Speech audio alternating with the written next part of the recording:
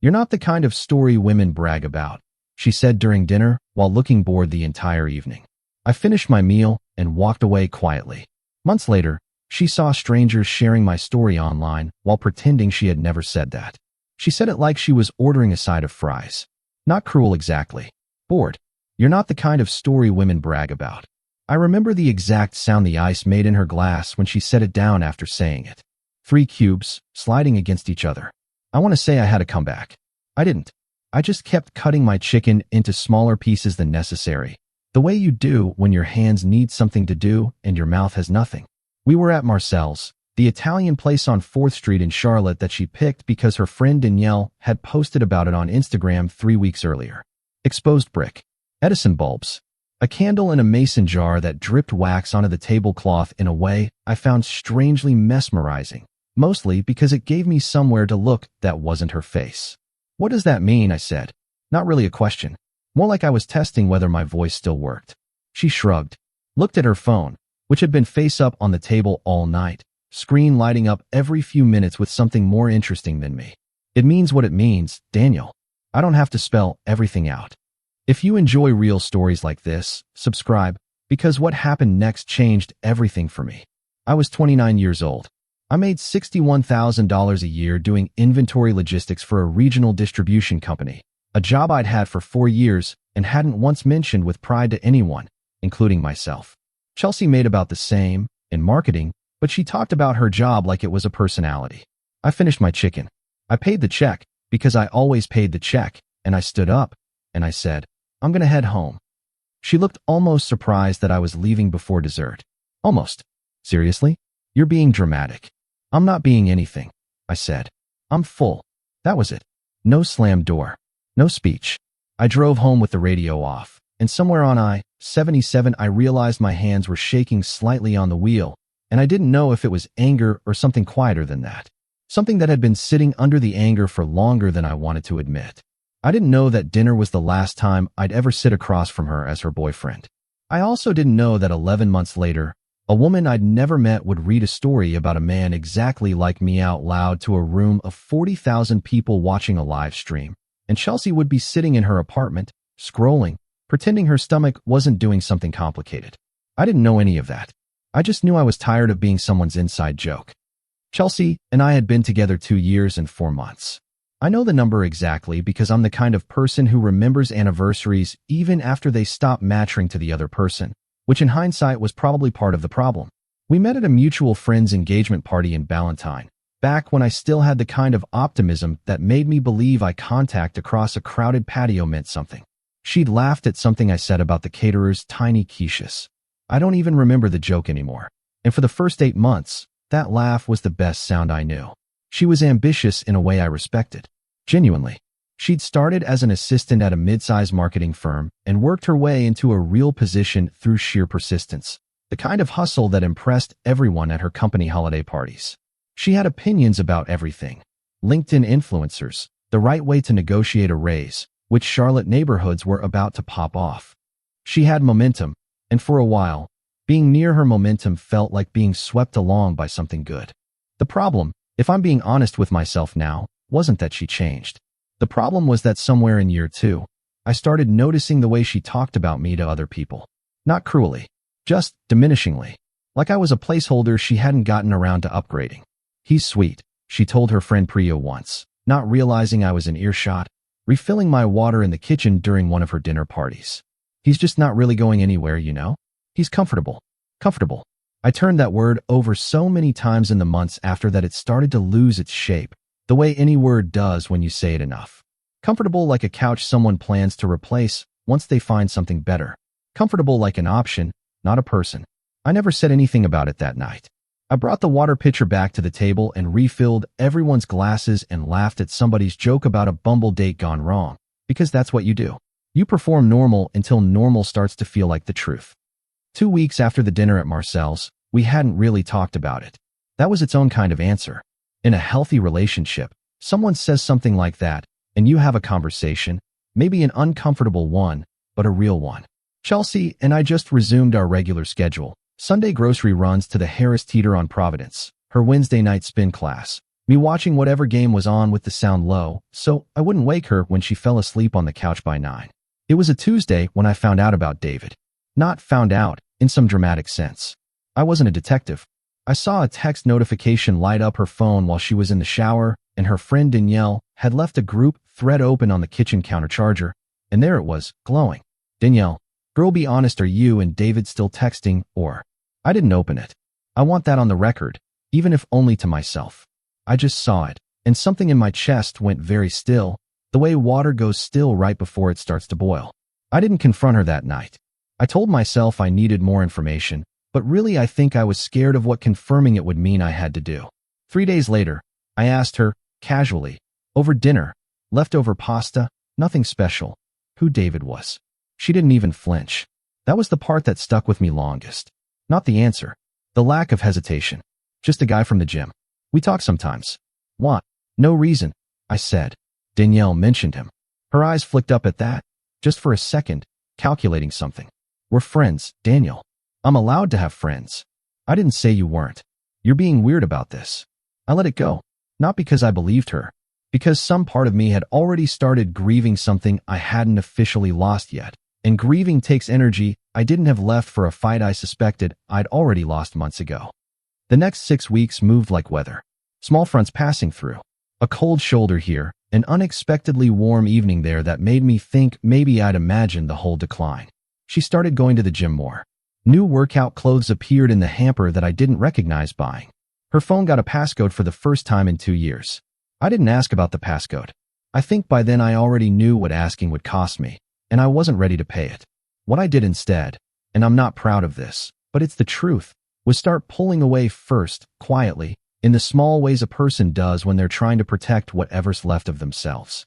I stopped initiating plans. I stopped texting her good morning. I started staying later at work, not because there was more work, but because the apartment had started to feel like a waiting room for bad news. My friend Marcus noticed before I said anything. We'd been friends since college, played rec league basketball together on Thursday nights at the Y off Randolph, and he had this way of reading me that felt almost unfair. You've been playing like somebody stole your dog, he said one night, toweling off after we lost by 11. Rough couple weeks. Chelsea. I didn't answer, which was answer enough. You know, he said, tossing me a Gatorade. You've had that face since March. What face? The face of a guy who already knows how the movie ends, but is still watching it because he paid for the ticket. I laughed, because it was easier than admitting he was exactly right. The actual breakup happened on a Sunday in late October, which felt almost insultingly ordinary. No fight. No tears, not really. I came home from the grocery store. I'd bought the ingredients for the chili she liked, the one with the extra jalapenos, and she was sitting on the edge of the bed with 2 suitcases already packed. I think I need to move out, she said, not looking at me. I've been staying at Danielle's some nights. I should have told you sooner. I set the grocery bags down on the kitchen counter very carefully, like the sound of them landing wrong might make this more real than it already was. Okay, I said. That's it. Okay. What do you want me to say, Chelsea? She looked at me then, and for 1 second, just one, I saw something that might have been guilt, or might have been pity, and I honestly couldn't tell which one hurt worse. I just don't think you were ever going to be who I needed you to become, she said. And I don't think that's fair to either of us. I didn't ask what that meant. I think I already knew. It meant David, or someone like David, someone with a title on LinkedIn that made people nod when he said it at parties. It meant a life that looked like the ones she scrolled past every night before bed, the engagement photos in front of vineyards, that he surprised me with captions. It meant I wasn't that, and she'd finally decided she wasn't willing to wait around to see if I'd become it. Her toothbrush stayed in the bathroom cup for another 3 days after she left. I don't know why that detail is the one that got me. Not the suitcases. Not the empty side of the closet. Just a pink toothbrush sitting there like it hadn't gotten the memo that it wasn't welcome anymore. I threw it away on a Wednesday night, standing alone in the bathroom, and I remember feeling almost embarrassed by how much that small act cost me. The first month alone, I did the things men do when they're pretending they're fine. I went to work. I answered emails. I said, doing good? You? To coworkers who asked, on autopilot, the same way you'd answer a door without checking who's there. Marcus made me come to games, even when I didn't want to. My mother called every Sunday from Greensboro and asked careful questions that circled the real question without landing on it. The way mothers do when they already know the answer but want you to say it yourself.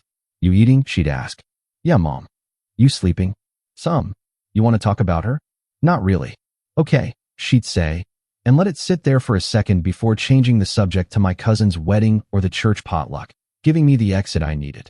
What nobody tells you about a breakup like that, quiet, unofficial, more of a slow leak than an explosion, is that the hardest part isn't the missing, it's the replaying.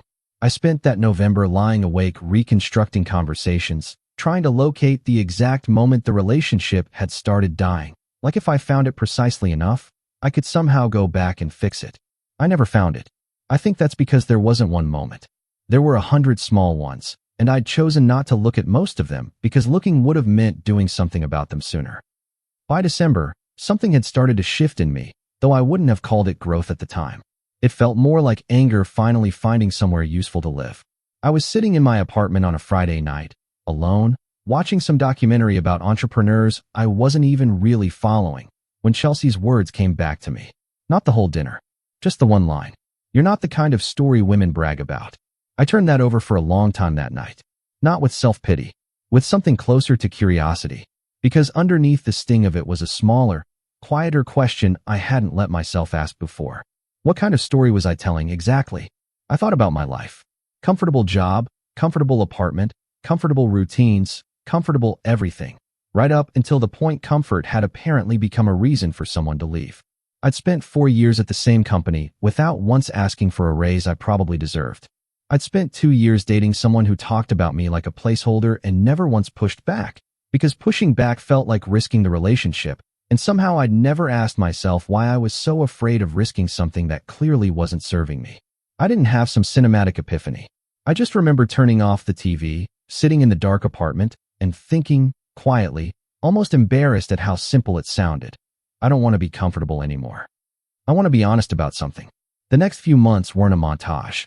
There was no single scene where I decided to change my life, and suddenly everything got better. It was slower and messier than that, and most days it didn't feel like progress at all. I started small.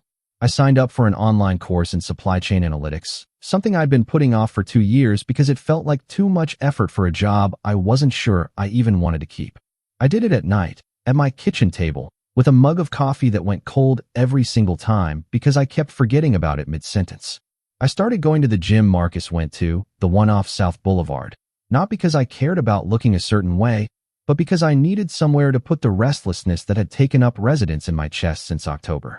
The first few weeks, I could barely finish a workout without feeling like my lungs had personally betrayed me.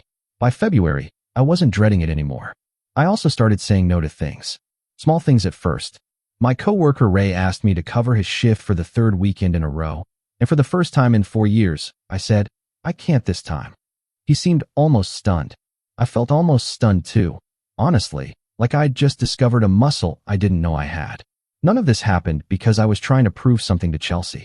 I want to be clear about that, because it would be a lie to say revenge wasn't somewhere in the mix during the darkest nights. Of course it crossed my mind. Of course some petty part of me imagined her seeing me happy and successful and regretting everything. But that fantasy never sustained me for long. What actually kept me moving was smaller and less dramatic. I just didn't want to feel like a placeholder in my own life anymore.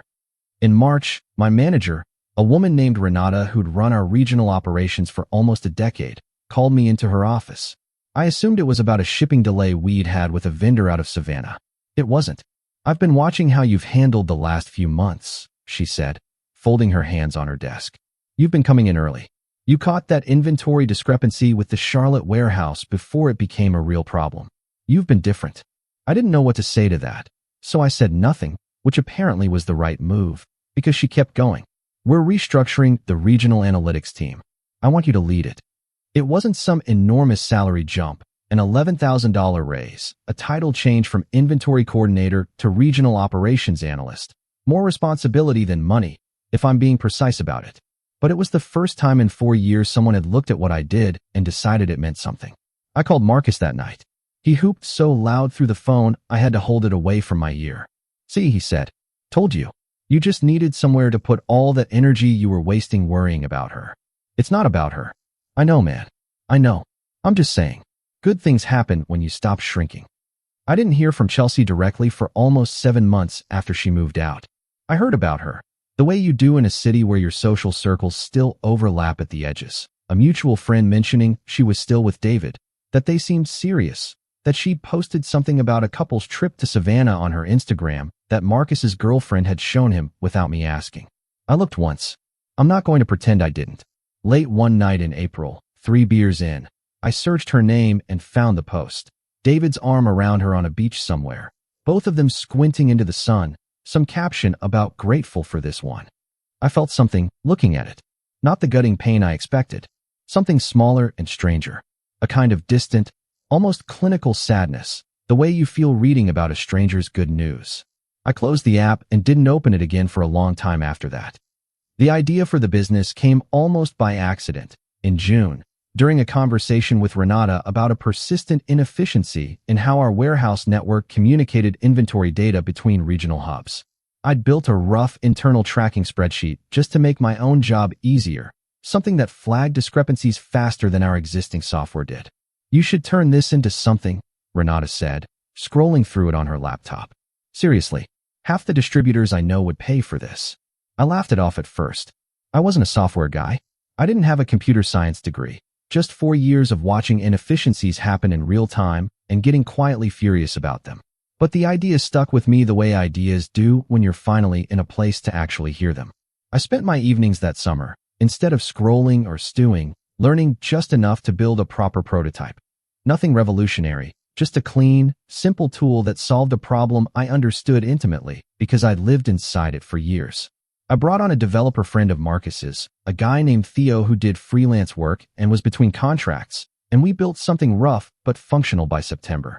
I pitched it to 2 small regional distributors I knew personally through my job, careful to keep it entirely separate from my actual employer, and both of them signed on as paying clients within the same month. It wasn't a fortune. It was maybe $1,400 a month in early revenue, barely more than a hobby with invoices. But it was mine, built from nothing but frustration and time I used to spend replaying a breakup. I'm not lonely the way you think, I told her, and meant it mostly. I think I just needed to figure out who I was without somebody else deciding it for me first. She was quiet for a second. Then she said, "That's the smartest thing you've said to me in a year, baby." By December, a year, almost exactly, since that dinner at Marcel's, the business had grown enough that I was seriously considering leaving my job.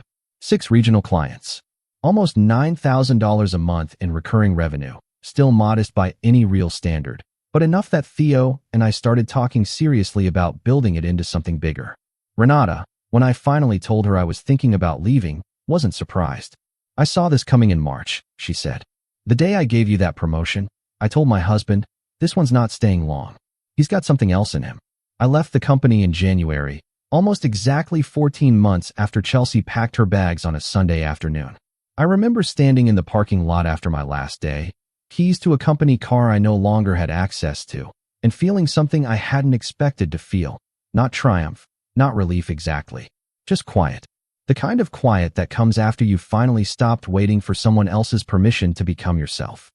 The company, we'd named it Fulcrum Logistics, mostly because Theo liked how it sounded, grew slowly and then, in the way these things sometimes do, less slowly. By spring, we'd signed on with a regional food distribution chain based out of Atlanta, our biggest client yet, and by summer we'd hired our first 2 employees, a customer support person and a junior developer.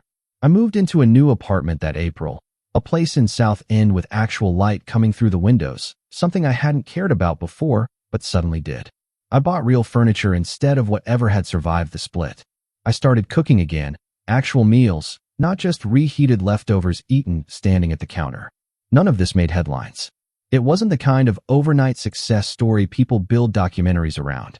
It was slow, unglamorous, mostly invisible work, the kind that doesn't look like much from the outside until, one day, you look up and realize the ground beneath you has shifted completely.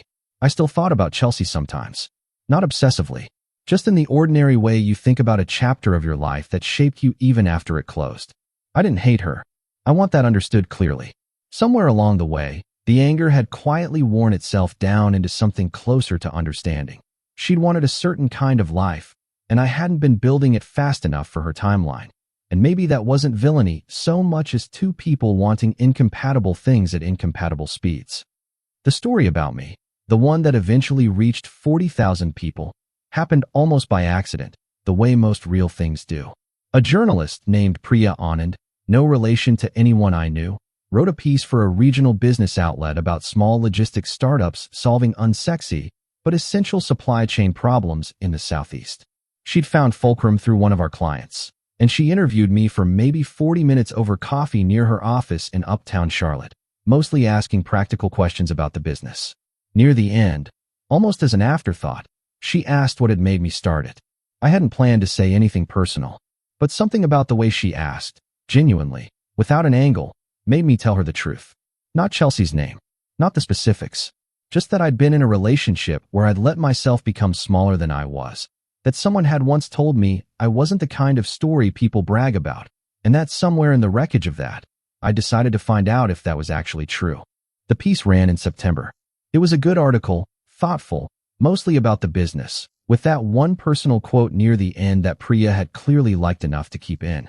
It found its way onto a popular business and growth podcast a month later, one with a decent audience, when the host read excerpts from small business profiles during a segment about founders who'd started from setbacks. I didn't even know it was happening until Marcus texted me a clip. Bro, turn on episode 214. They're talking about you. I listened to it in my car in a parking lot outside a client meeting, my hands gripping the wheel a little too tightly, hearing a stranger's voice read my own words back to me. The ones about not being the kind of story anyone brags about, followed by the host saying, almost offhand, and now here's a guy who built a real company most people have never heard of, solving a real problem. And I'd bet good money somebody's regretting how they talked to him. The clip got clipped further, the way things do online, shared onto a couple of relationship and growth accounts with captions about self-worth and quiet revenge, viewed by people who had no idea who I actually was and never would. I never asked to be part of that. I want that understood.